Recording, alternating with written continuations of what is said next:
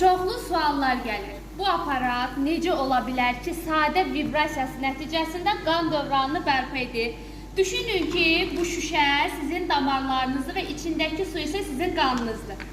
İndi baxın, görün, bu aparat sizin qan dövranınızı necə surətləndirəcək və yaxşılaşdıracaq.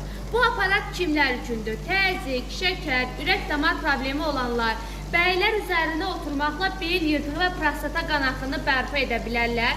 Aparatın üzərində gün ərzində 15 dəqiqə qalmaq 5 kilometr asta qatışa bərabərdir.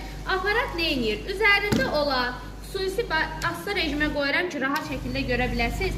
Bax, bu 100 sinir nöqtəsi ayaq altına təmas etdiyi halda bu gördüyünüz iki lampa vasitəsilə də qan dövranını sürətləndirməyə kömək edəcək. İki rejimdə çalışır.